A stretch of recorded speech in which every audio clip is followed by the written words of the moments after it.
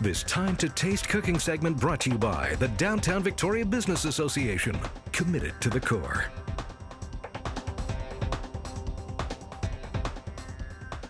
It's a savory pastry popular in French cuisine. It's called gougeres. And while you might not have heard of it, after you see it, you'll probably want to try it. Time to go into the kitchen now, as it's time to taste.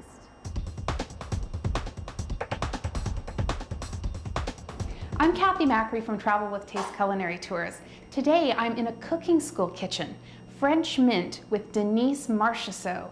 Denise, you have already got something boiling on the stove.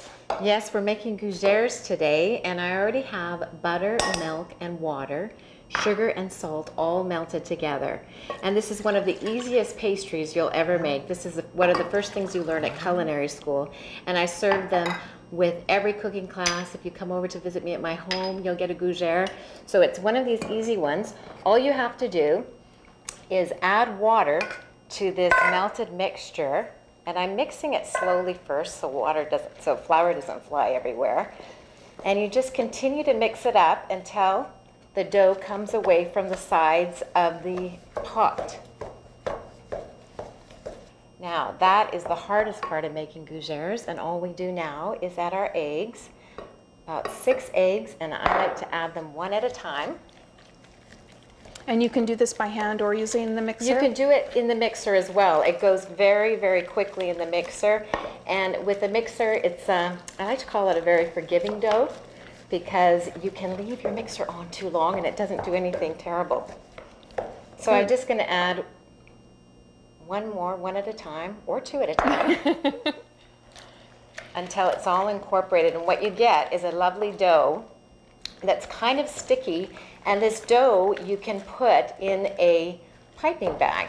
And what I like to do is I like to put, if you're using a piping bag, you can do this with a baggie as well, is just put a bag in a canister, fill up the dough, and then you can pipe it on a tray.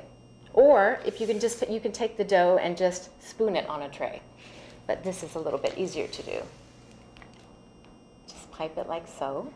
And they expand and rise a little bit as they bake? Yes, they do. Now these have been filled with Gruyere cheese, but you can fill them with any kind of cheese. So you just add that right to the batter? Yes. That is for a gougere. If you wanted something sweet, I wouldn't add any cheese at all, and I would fill them after they've been baked with ice cream.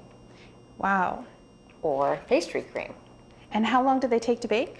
They take about 30 minutes to bake. At what temperature? About 360.